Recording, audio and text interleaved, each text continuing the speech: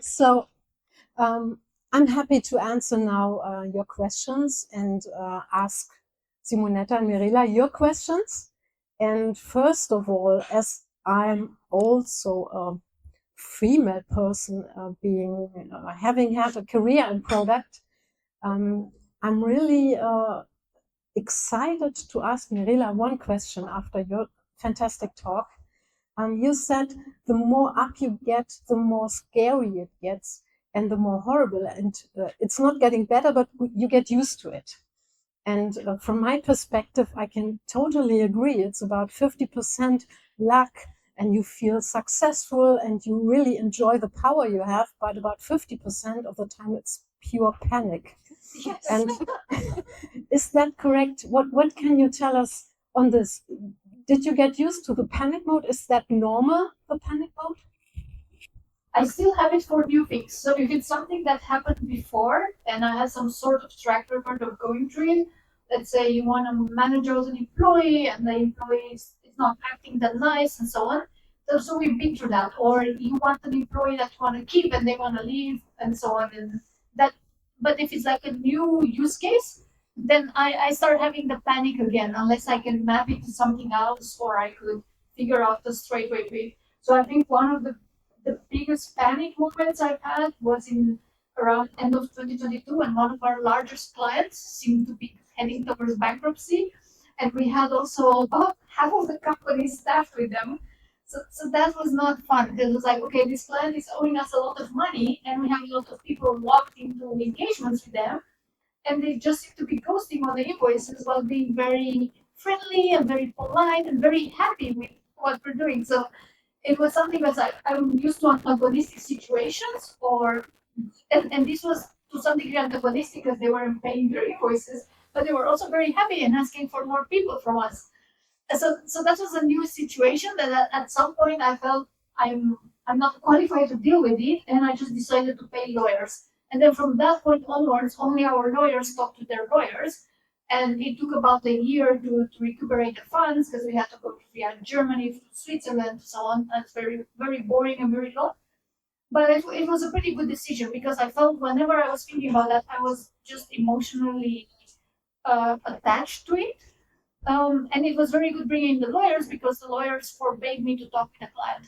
Because anything I would say could be interpreted as I'm okay with having this debt or I could waive it. So that was a very good relief. And then we restaffed the people and carried on. And this type of client became like an inside joke at ProductPeople. Whenever there was like at some point they had a picture of us waiting for a group photo to be taken, and someone comments is like you're waiting for the money from that client. It just became like such a in joke. Like whenever something was fishy at the client, they were like, "Oh, it's like that situation." But it was extremely scary when it happened, and that at some point, I have a board member said, "I can buy this debt from you at 50%." And then that made me more positive because I calculated the odds and I thought, no, I think we have a better odds of getting the money back. And I stopped complaining about it and just moved on. But yeah, it's more of new situations and also how these new situations catch you. Because if it's so, if you have like 5 other bad things that happened, even if they're small, and it's just like this death by 1,000 cuts where it's a week where you're super tired and like everything seems annoying and slow, and there's this other new thing that happens, or there sometimes can be something pretty bad, but it's a good week in general, and I can gloss over the new annoyance to some degree. Thank you. So I think the learning out of this is if you are, so you everything. Oh, I messed it up again? That's okay. Some technical issues. Ooh, we are ladies, so we can help ourselves, or yeah. So the learning from this is that if you are in a product career and you love your job as a product owner and you go into people management and you go into the C-level, you have at least not so many things to do with the product anymore. You're responsible for the product or for the product people, but you're not so much working on product. So at least it's a decision. If you want to become a leader or getting more responsibility or not. And Simonetta, you did the research. I'm one of the lucky interviewed female person. And I remember one question, and that was, how did you get promoted, Silke? And you asked this question male and female people, and I think there was a big difference in the answers, and this is really, really funny and important. I don't know, I would call it funny, but there are a number of things I've been seeing that are different for women versus men in that promotion context.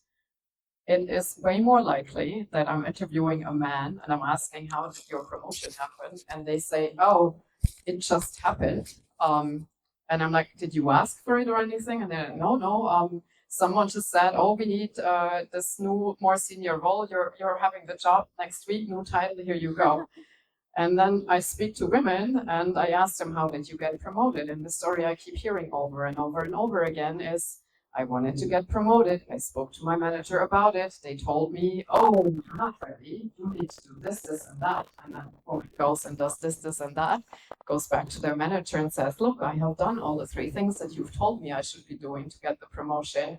And they're like, oh, yeah, but I forgot to tell you, it's also this you need to do, right? This is where I was coming from earlier when I was saying, okay, for women, it might be better to be in an enterprise context where the description of what that is that you should be doing to be at that more senior role is kind of just locked in the performance review system, and it's crystal clear and black and white on paper. Is there still going to be bias in that system? Yes. But you're not going to face the moving yardstick problem where the response you get when you want to get promoted is a different one every time you speak to your manager. So that's a major difference in how women often get promoted. I think in either case, it really helps to be intentional. For women, if you're not intentional, the thing that happens to men, I think I heard from one woman the story that she got surprised by being offered a more senior role without her asking for it. Versus, I didn't do the math right now, but it's like 30 to 40% of the men have been interviewing. So it's a major difference in what happens in organizations. Yes, thank you. From my own perspective, I can say when I asked to become VP product, the CTO asked me back, why do you want to become VP product? And I said, because all the other colleagues that started with me are already VPs. Yes, but you know, they are our colleagues and we played in the sandbox. And no, the thing is, he said, you're running the company for me. Why are you so angry? Why do you want to get this title VP? It doesn't matter. You run the company for us. And I said, because I want to be VP like the others. When we are in a meeting with customers, it looks really strange. They are VPs and I'm only director. And he said, I asked the other VPs, they don't want you to be a VP because you're always so political. And I said, no, I'm not political. I'm trying to work around them to get the company run. So it's really strange. And this is something that happens to really very, very many women. And you have to find the right environment. And it's not only doing a good job and working a lot and taking care of the people, you always have to fight for yourself and see what you're doing and what you gain. So, and I think this is the question. And then we move away from this female topic. Simonetta, there's one question. Rather playing within the system or leaving the system? Like always, it depends. But I would say you have a lot more agency in most situations than you think you do. There are things you can do in almost any context to advance and to make things better. That said, at some point when you have tried a number of things and nothing's moving, nothing's changing, then this might be a sign that it could be easier somewhere else. So I don't know that there's a black and white answer to this. I've seen people, I spoke to a man last week on the research who said the reason reason he made it to CPO is because he just was sitting out a lot of pain. And other colleagues around him were not as patient as him. And as a result, they left before him and he advanced to be CPO. So this could work for you as well. But it seemed to have been a painful route. And if you're not up for all that pain, then maybe sometimes changing your context might work better. I agree with this. So there's value to be had if, of course, you like the company and you like the product in sitting things out. And I'm speaking also more from the Berlin tech scene perspective, where people dip out after 1 year or 2 years. So I don't know how it is in Cologne if people stay longer in jobs. But at least in my company, and I saw in a few others, just hanging around long enough, and what Simonetta said as well, not building the relationships only with your manager, but with your manager's peers.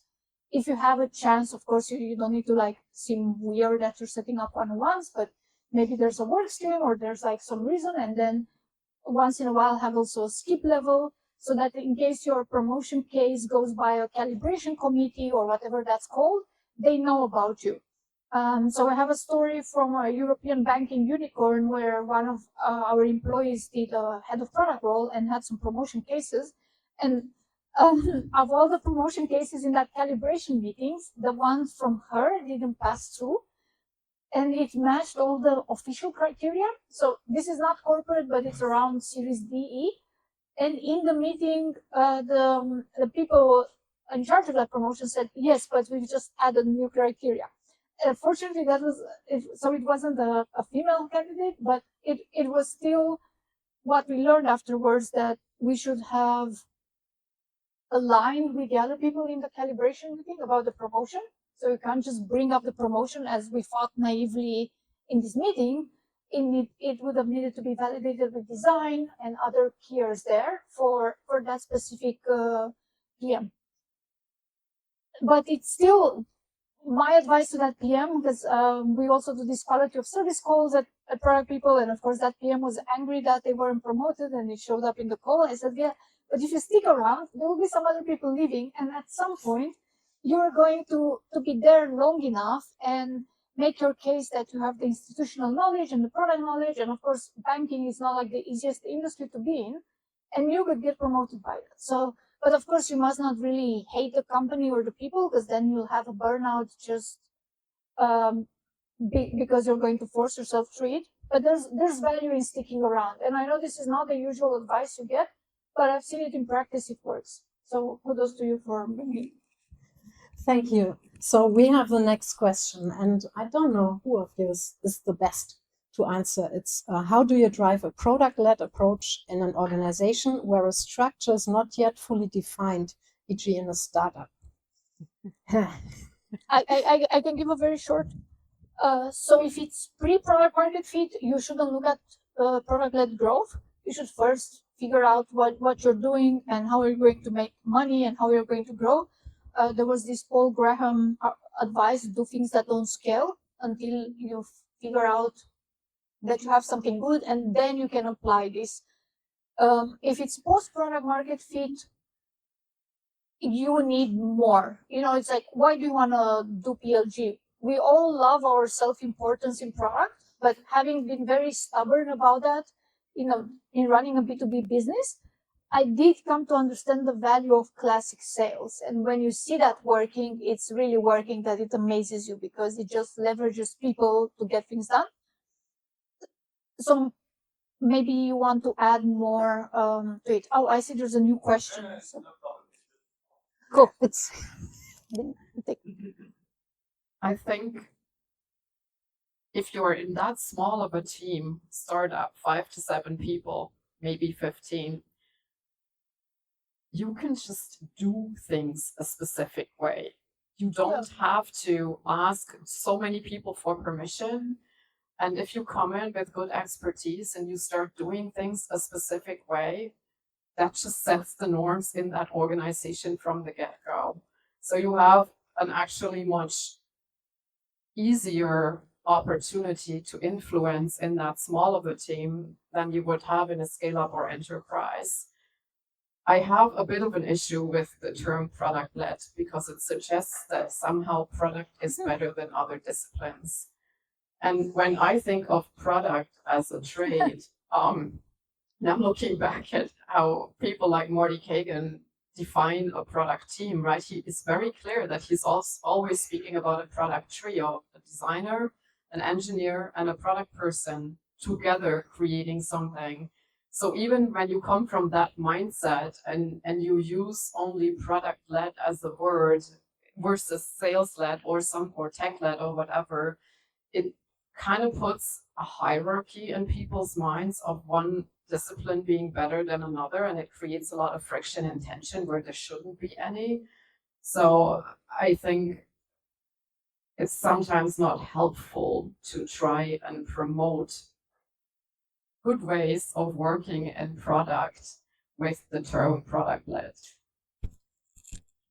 Thank you. Fully agree. And within a startup, don't ask for advice, just do it. Keep the Nike vision, just do it. Mirela, from your time with WHO, do you think that there is a place for true product management in the area which is typically project-based? So the anonymous person here has worked with companies from United Nations. So there were some things that worked. To their credit, WHO has been distributed first before COVID and anything like that. To the point where people there would say over when they finish talking, because they're used to these spider phones that you had on your conference rooms, and you didn't have a video call, and people on the other hand couldn't see that you finished talking, so we had to say over. So it became like a small joke at product people when we talked in larger team meetings that we would say at the end, I would be like blah blah blah blah, and then over, and then everyone knew where this joke is from. So they did a lot of things right, and they were also very evidence guided because most of the employees there are doctors, so you can reason with them. They're not digital people, so they don't have their mental models of how that works. Also, the agency selection, especially for tech contractors, could be potentially stronger, but they do good in the world, and that's also some reason why we take some clients that are maybe like not the most sophisticated technically, but it energizes our people to work on things that help out. Like we have a company that's providing software for firefighting departments in local German municipalities. The software looks like Windows 95. They have a very tiny development team, and sales keeps agreeing with something like some local mayor's office asked for instead of convincing them to take something that the software already has and just like positioning what they ask for, like the simple things. But they still do good work, right? If your house is on fire, then it's better that someone saves you. So it's at least more helpful. You always have project management because a lot of the budgets that come from finance stop at the end of the year and so on. The only thing, and going on the Marty Kagan model, is that he suggests investing in product teams, like you would invest, like investors put money in a company. They say, this team will solve the job of someone with a chronic disease refilling their prescription, right? So you know that there's a market for that because you have a number of chronically ill patients in Germany and so on and so forth. So you put money behind the team, even if these budgets are renewed yearly, you could still work within that because just the finance department works like that in quarterly and yearly budgets. So while short answer is yes, but you still need to adapt to how the world works.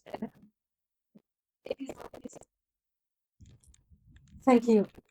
So the next one is again on the male and female issue.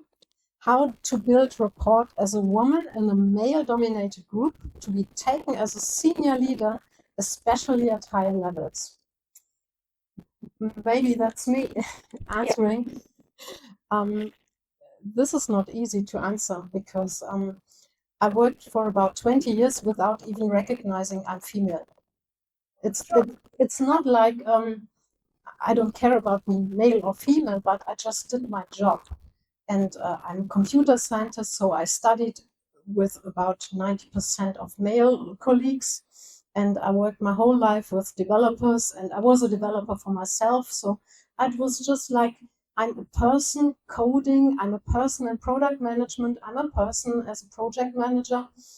And at some time I figured out, when they started promoting my colleagues, and I wasn't promoted, but I was doing the job for them, then I figured out I'm female, and why don't they give me the same chance? And sometimes they really said, hey, you have to do this, you have to do that, and we have other criteria. And even with my first product management role, the CEO was talking to the developers. I didn't know this. They told me afterwards. He was asking the developers, would you work for a woman? Ooh. And Ooh. it was horrifying, Yeah. at least because I was in a senior position. I had a lot of experience and I had the know-how, and he would never have asked if I've been a male colleague.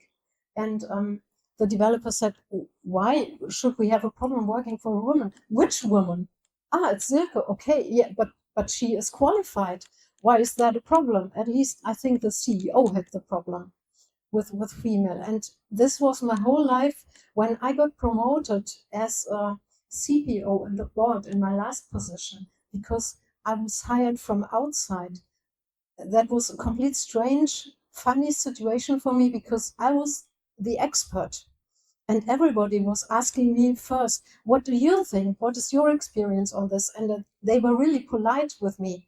But it was strange, because when I was like in the Hauptversammlung, I don't know English word, with the general meeting with all the investors, and there were about 40 people, and I was the only female. And again, I just was a participant like all the others, but then I recognized everybody is staring at me because I look different, and everybody's asking me for the first, like women first.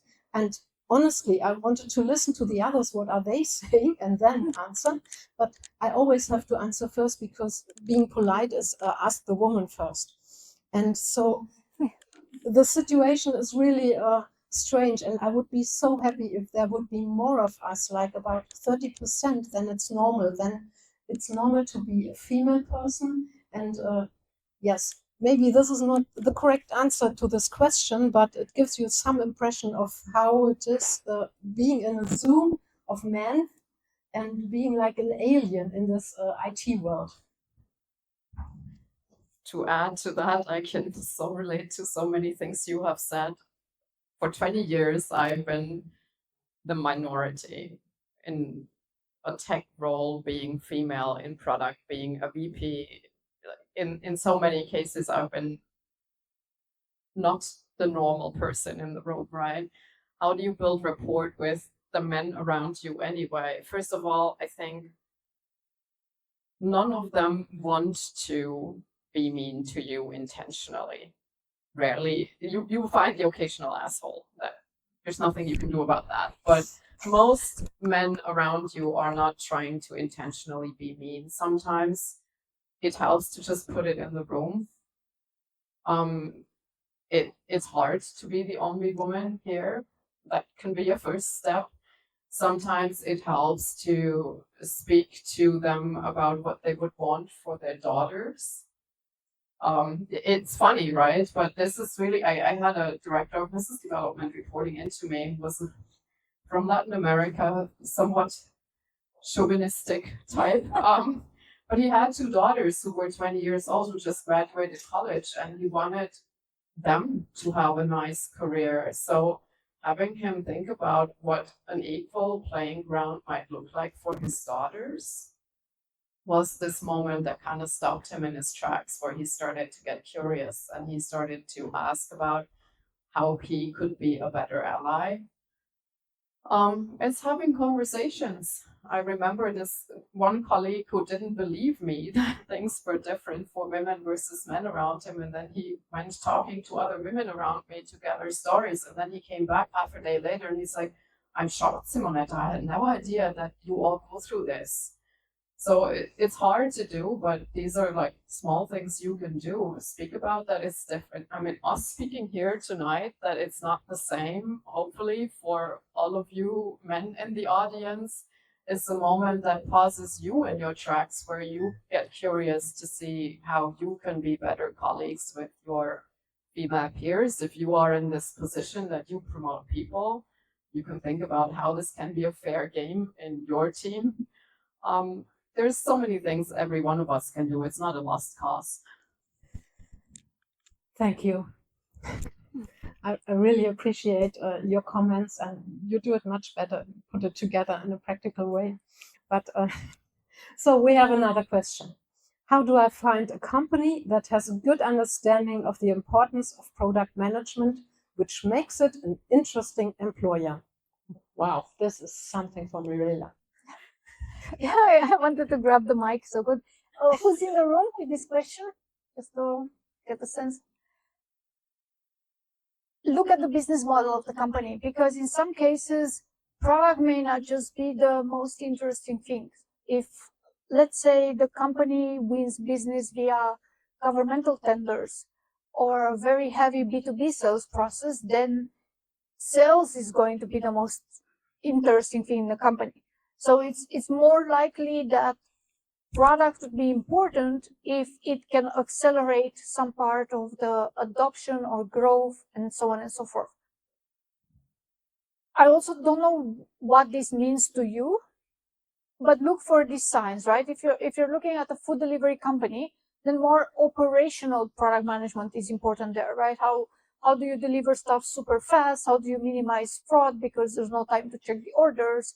How do you optimize for the margin and all this? And so then you'll end up with a lot of this conversion is everything, and you need to do everything ASAP type of stuff that you get in e-commerce or even worse in food delivery. But if you're looking at a product that needs to be more inspirational or have long-term retention, if you think of Blinkist, Headspace, Freeletics, and so on, then it's possible that they will invest more in product managers that discovery or spend more time on figuring out how to get people to not cancel their subscription. So that's more look at what the product does, what piece of that product you'll be managing, and also if there's a certain trend that this company is on, right? Maybe they're restructuring, maybe they're hiring, maybe they got acquired.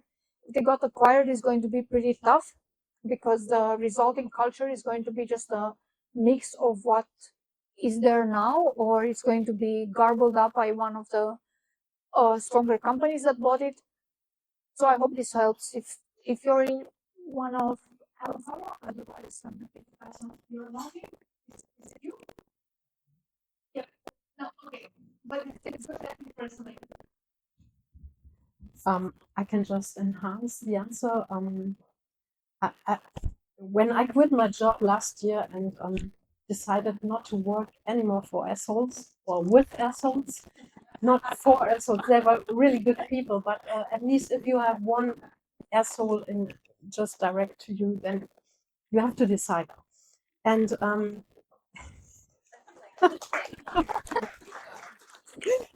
and I got a lot of jobs offered, and like the CTPO role, for example.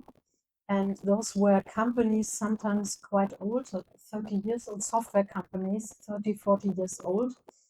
And when I asked, how is product management working? They say, we didn't have product management so far.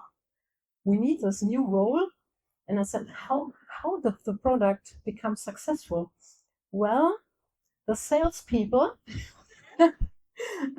decided which features, and at least they were right because so many customers were asking for it. So they had the right decisions, but they ran now into problems with the competition. And I think this is quite common in Germany, that the older companies and those that get acquired, that they don't have any product management yet.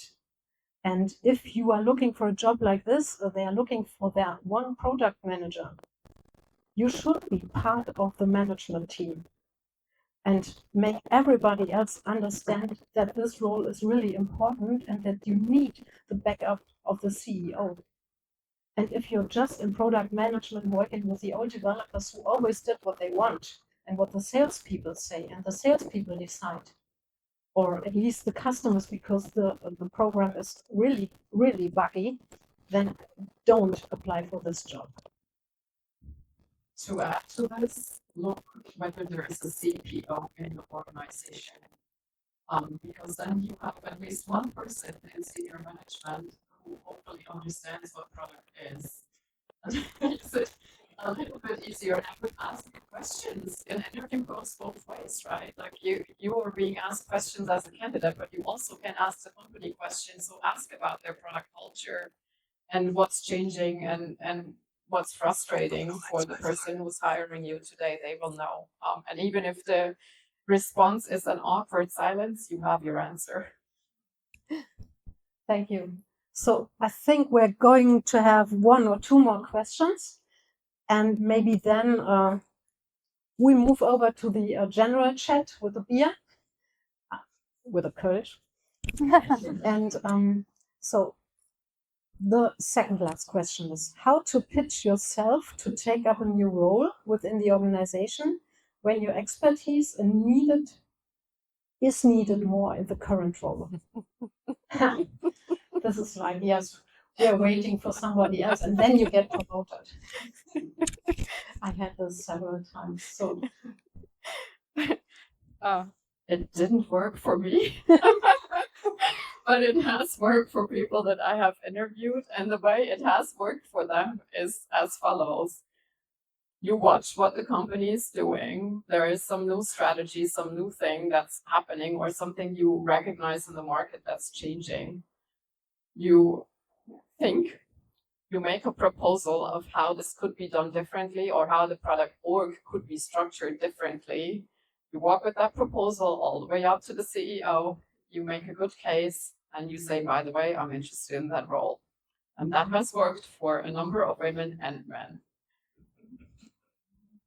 The other part is you could also make a way forward for your current role. So you could say, hey, I'm happy to do this interim for another month and document it and train a new hire, either moving internally.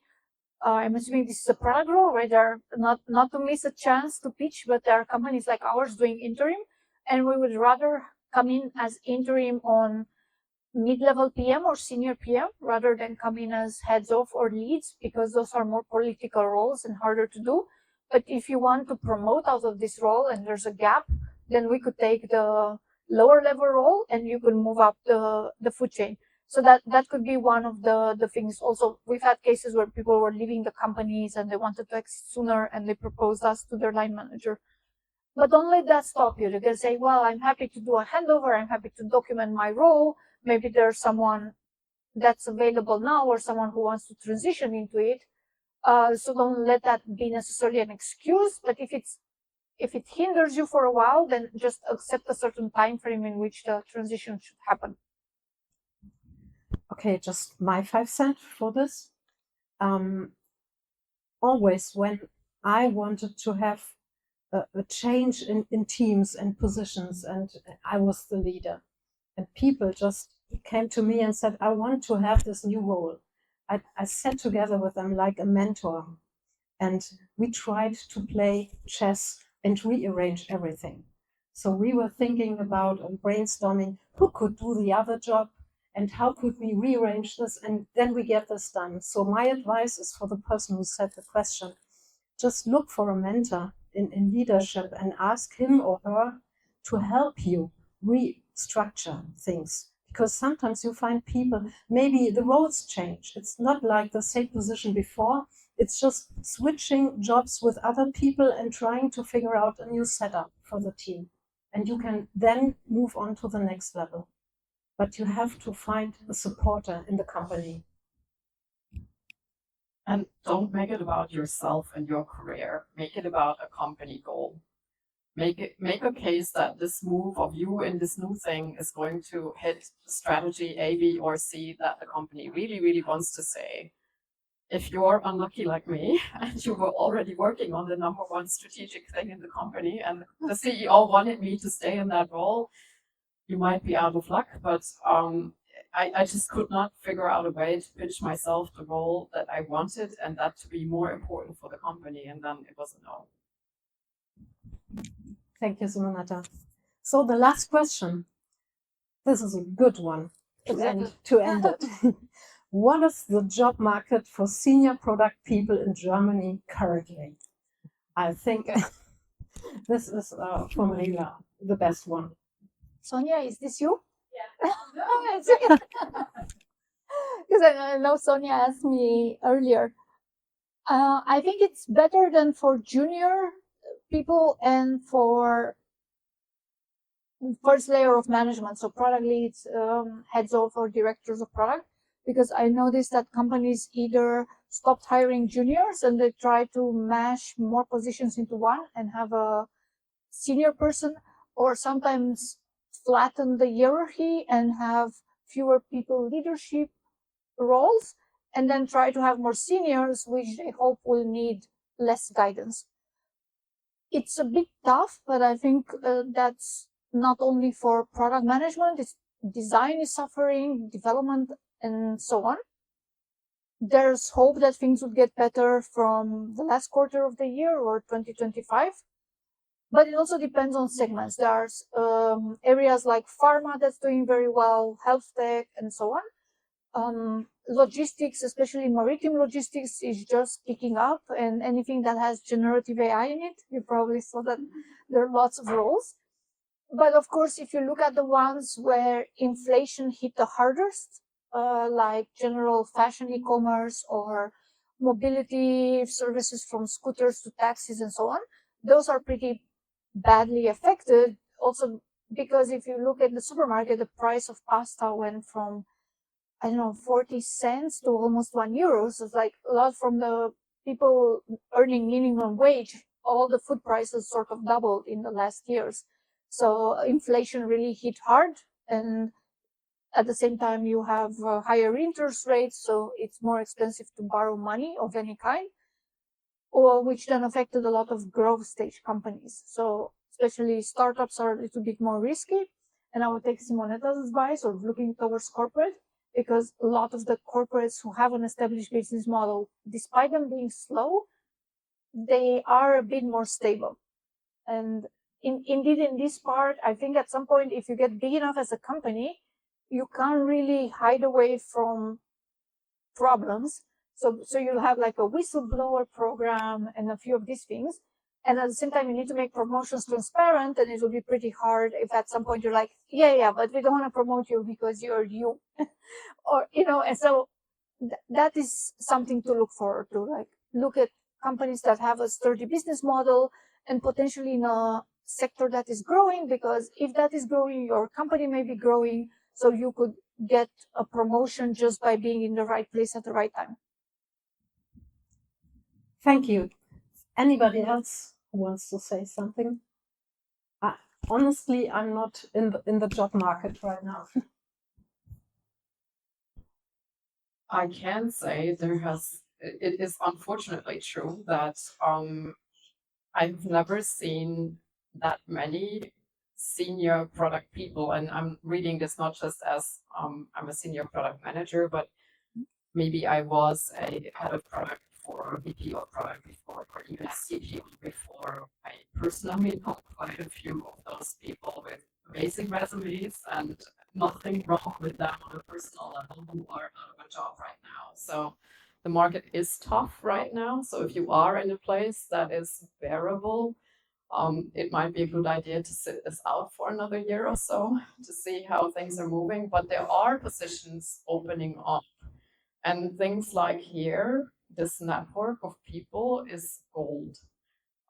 Because if you raise your hand right now and you say, I'm in the market, I'm looking, right? People like Mirela or myself or others here in the room might know of opportunities. Redcare, I guess, is hiring.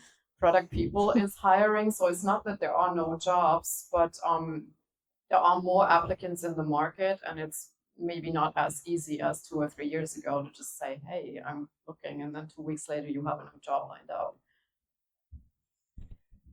Thank you very much. I think I will hand over to Tim to say thank you. Yeah. It was a pleasure talking to you, and hopefully for you as well to attend. And I hand over to Tim. Thank you.